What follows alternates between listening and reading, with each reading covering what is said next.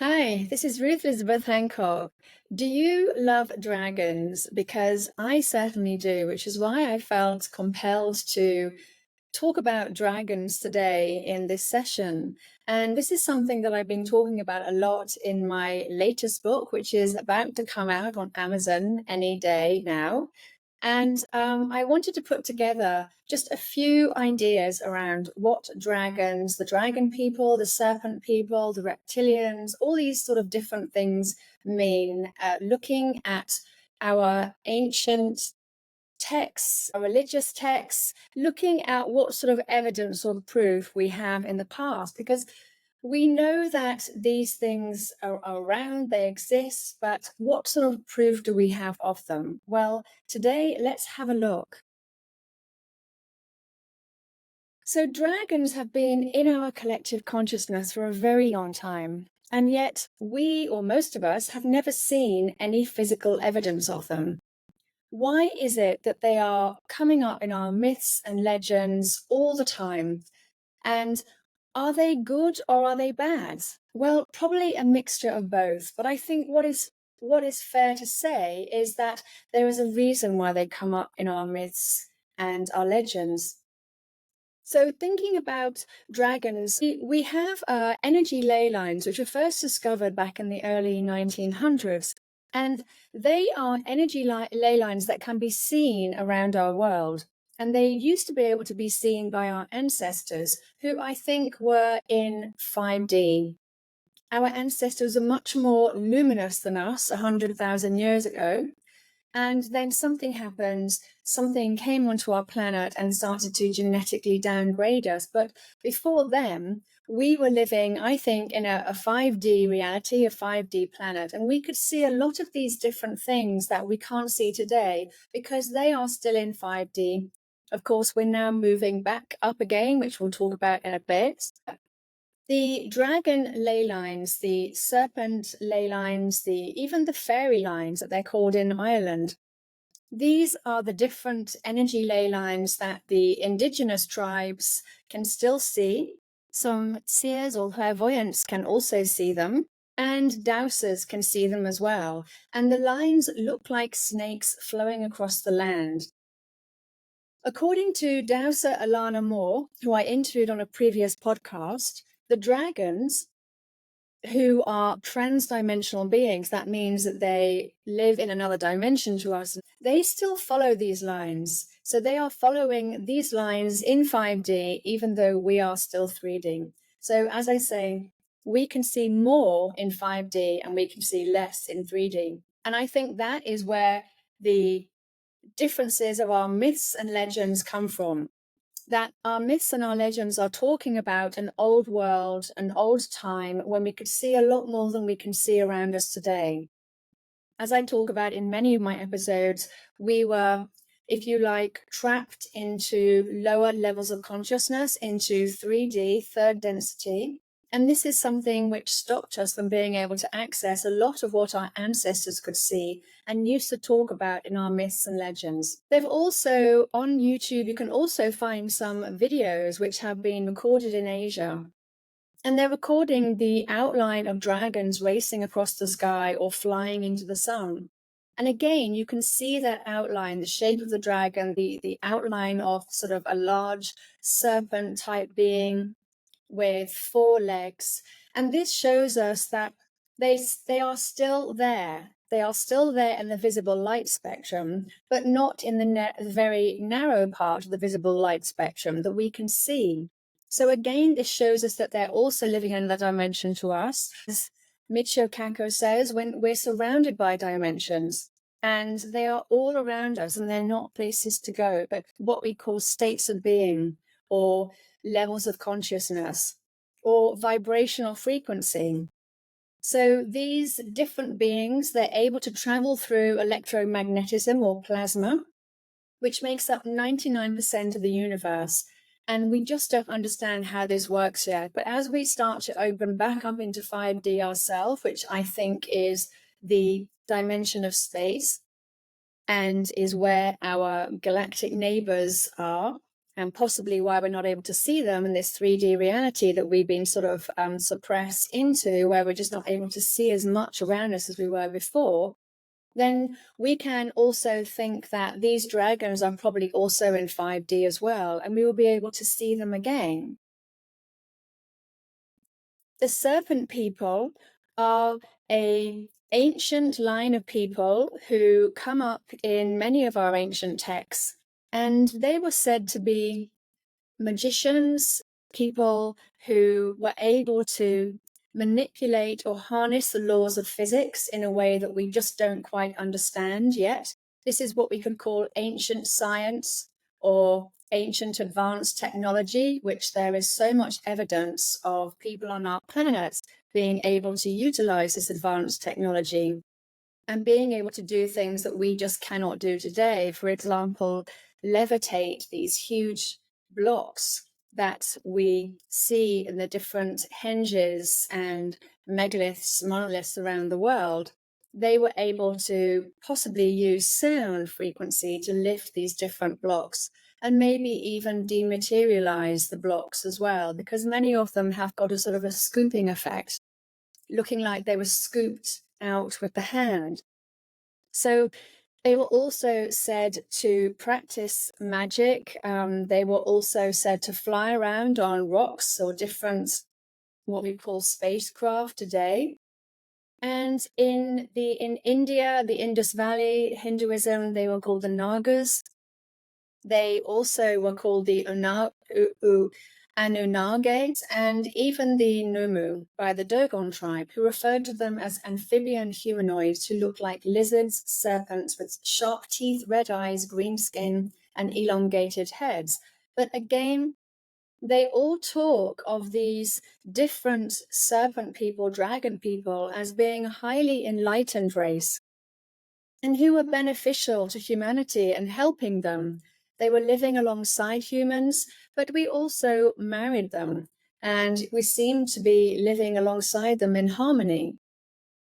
We also have the dragon people of China, Japan, and Asia. And these people say that they have descended from the dragons, which they're very proud of this ancestry. The Chinese history talks of the first humans being created by Nekua, an ancient goddess creating the royal bloodlines, whilst the oldest book in China, the Yi King, says that dragons and humans used to live peacefully and even married each other. In Japan, the noble bloodline of Akagiri Yataro is said to have begun when his mother mated with a shape-shifting serpent. He was said to have had scaly, chapped skin, which ran down the lineage to his ancestors, who then became members of the Genji clan. And he was, of course, very proud of his scaly skin, as it showed people that he was a descendant of the powerful dragon people. And according to other legends, the dragon families began in Asia 7,000 years ago, and they still exist today and have split into different lineages. We've got the green dragon family, the red dragon, the black dragon, the gold dragon lines.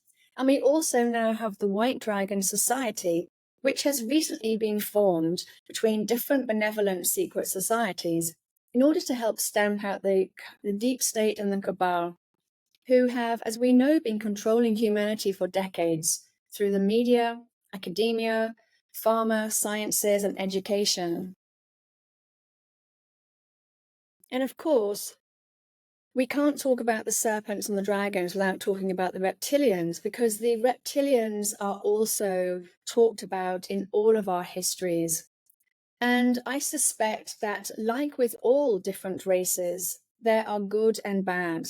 So although the Nagas and the Anunnaki and the serpent people were seen as benevolent, there were probably other aspects of this species who were of a lower consciousness level. And we only have to think about our own planet with the humans on this planet. Some are of a lower consciousness level, meaning that they want to control others and they want to only consider themselves and do what is beneficial for them. even if that means murdering and killing others, which we can see has been happening in our political sphere for a very long time. And then we have the more benevolent ones who actually want people to thrive. And we can see that within this particular race of beings as well. You may have heard of different reptilians, such as the Draco and the Seeker, who are the ones who have said to be controlling our planet for 13,000 years. And interestingly, Alex Collier, he talks about 10,000 years having been taken out of our history, which actually makes the timelines a little bit more sensible when we're looking at them. So, according to the records, the interview taken place with Lacerta, who is a reptilian humanoid who lives underground under the planet with her species. They are a self-professed peaceful species, and she talks about the different reptilians that they are able to shapeshift, but rather than change their own physiology, they use mind control methods to make us believe we are seeing a human form instead.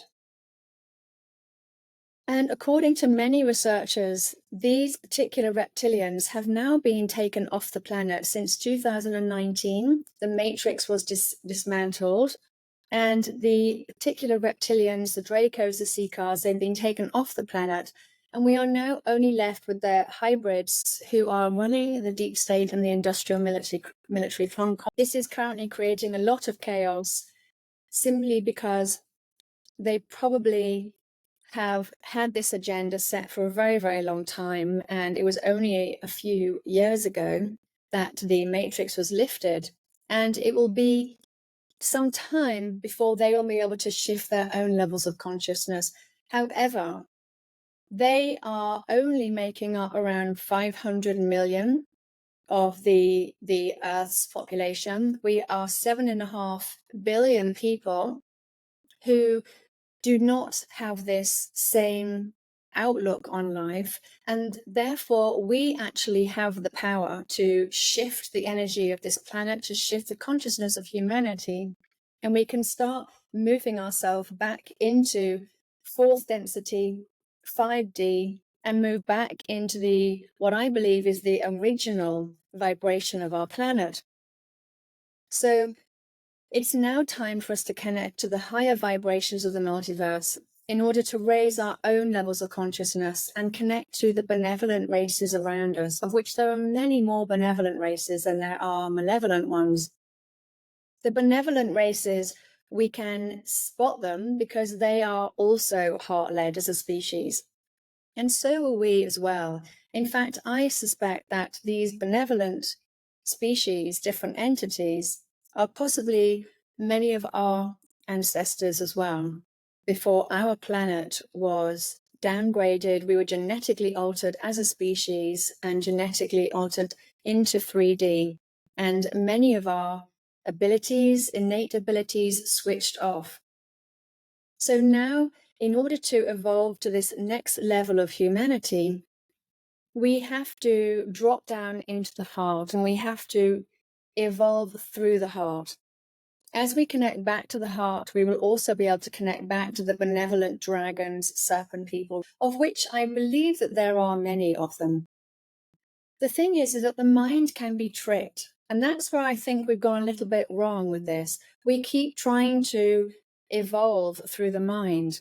And it means that other entities, telepathic entities, psychic entities, even interdimensional beings and entities who don't have a physical body, but if you like, are parasites on the physical body of others, and they can start to control the mind, hijack the mind, tell the mind things that aren't actually true. And I think that's why we keep falling into depravity, which is what the ancient indigenous tribes believe, that we've been wiped out. We're now in our fourth, fifth, sixth, seventh world because we keep being wiped out, because we keep trying to evolve from the mind. And actually, what we need to do is we need to evolve from the mind and the heart. And this is spiritual evolution. And this is where we are now.